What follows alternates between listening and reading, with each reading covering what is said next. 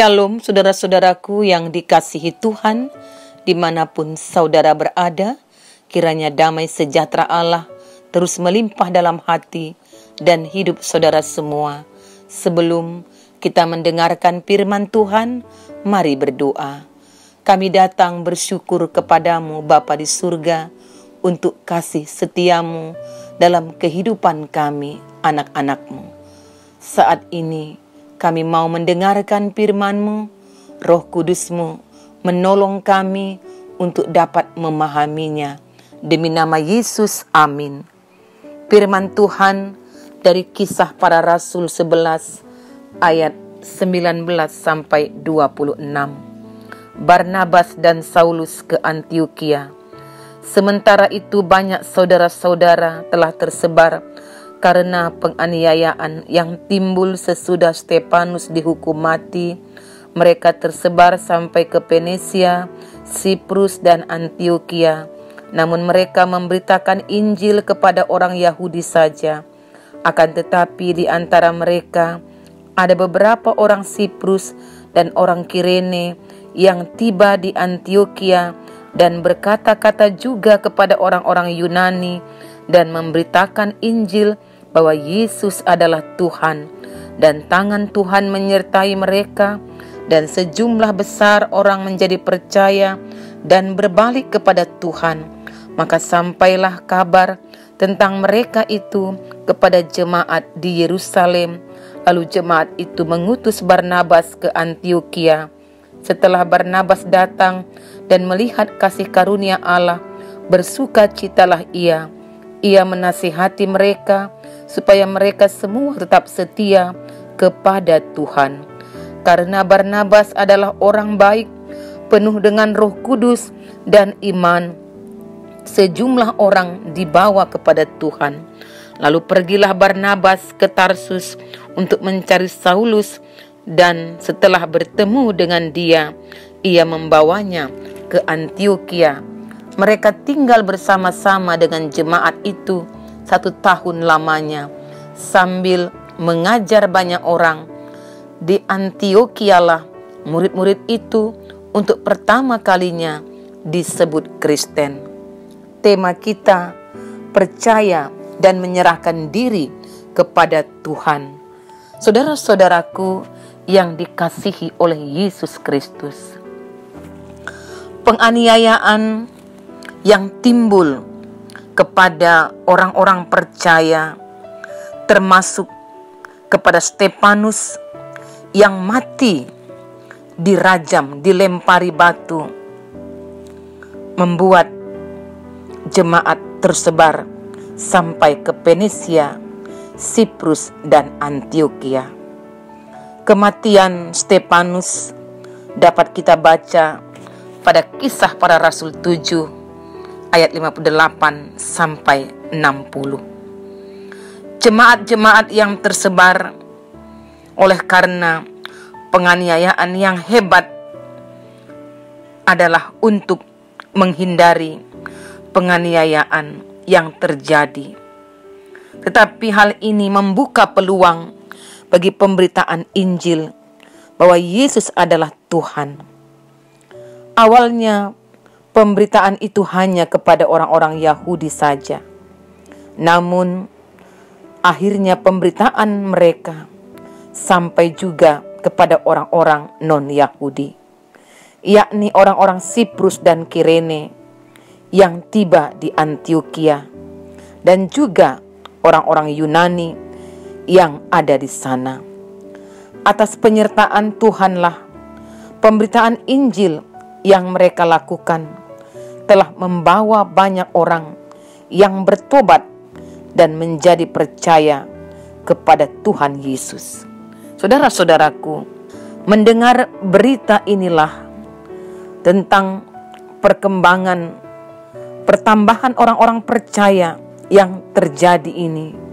Jemaat di Yerusalem yang adalah pusat jemaat Tuhan pada waktu itu menyambut gembira berita itu dan segera memberi perhatian khusus dengan mengutus Barnabas, seorang yang dikenal baik, penuh Roh Kudus dan iman ke Antiokhia untuk melihat kasih karunia Allah yang telah tercurah atas bangsa-bangsa dan untuk meneguhkan iman mereka serta menasehati mereka supaya mereka semua tetap setia kepada Tuhan Yesus dan terus bertumbuh di dalam iman. Saudara-saudaraku, dalam hal ini Barnabas sadar bahwa untuk itu jemaat Antiokhia membutuhkan bimbingan yang terus akan mendampingi mereka untuk dapat terus bertumbuh. Pada saat itu ia teringat dengan Saulus dari Tarsus yang kemudian kita kenal dengan nama Paulus. Lalu ia mencarinya dan membawanya ke Antiokhia untuk bersama-sama mendampingi jemaat yang sedang bertumbuh tersebut.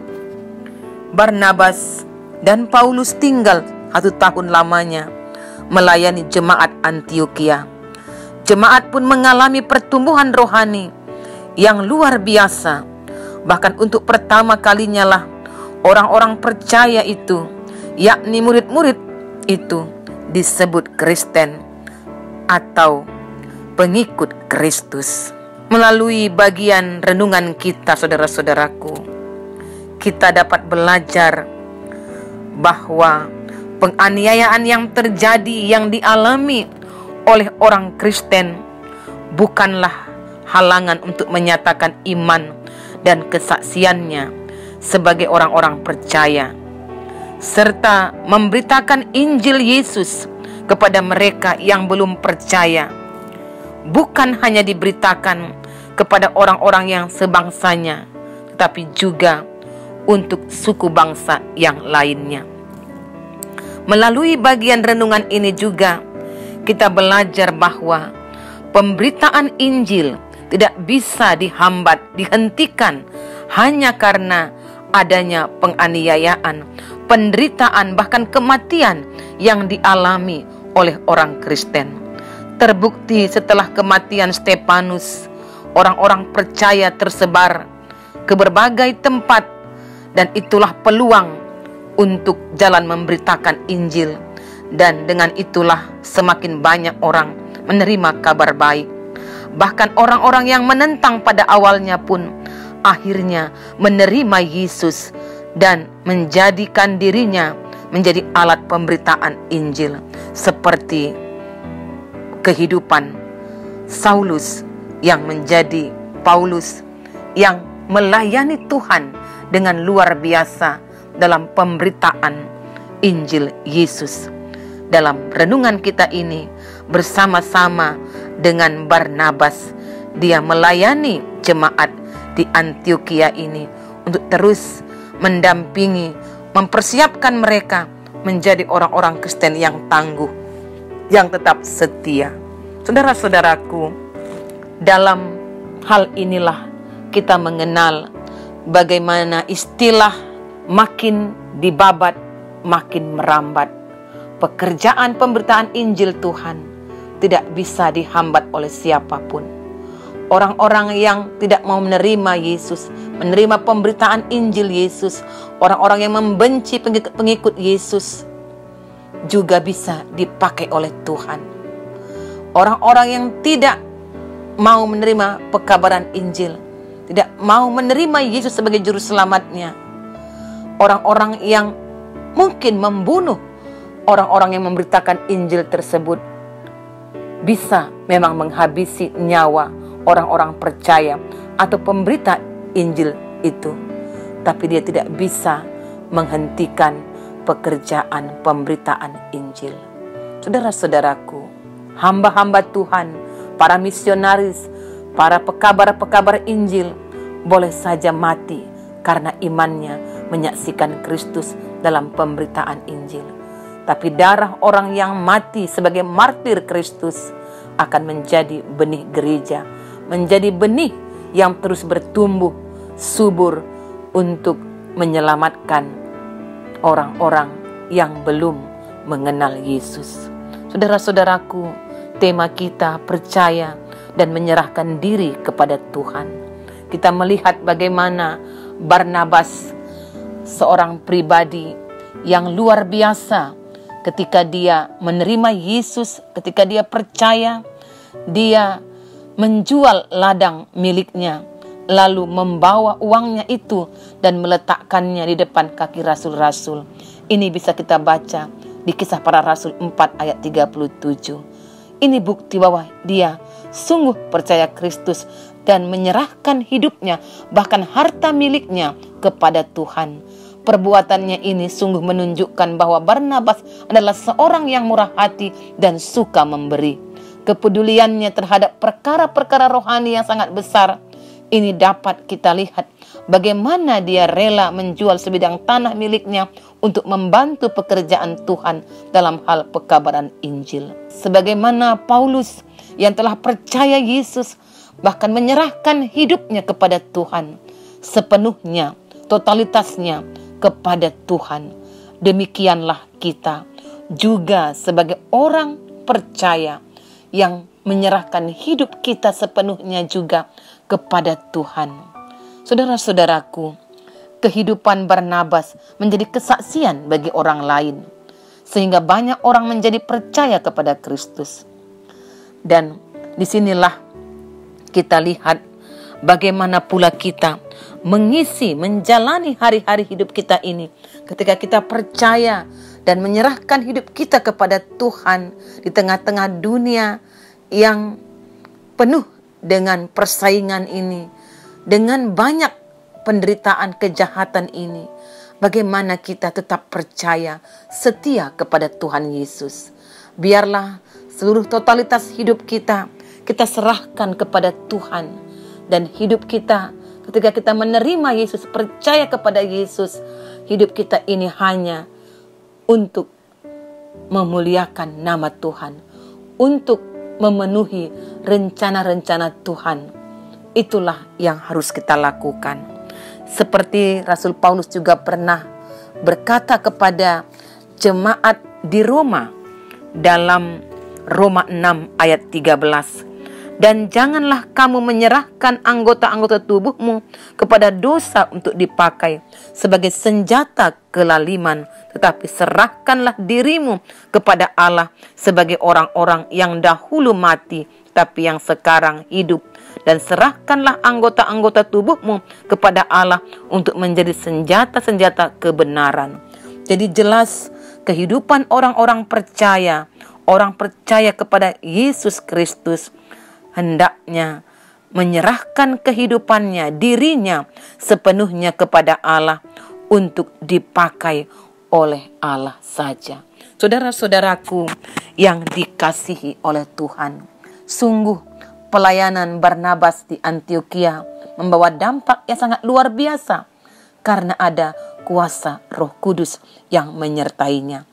Juga inilah yang kita percayai ketika kita melayani, kita menyaksikan iman kita, kita mengabarkan pemberitaan Injil Tuhan, karena kita pun dipanggil, dipakai untuk menjadi pemberita Injilnya.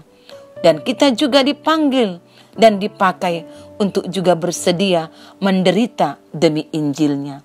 Tetaplah percaya dan jangan takut, berserahlah kepada Tuhan.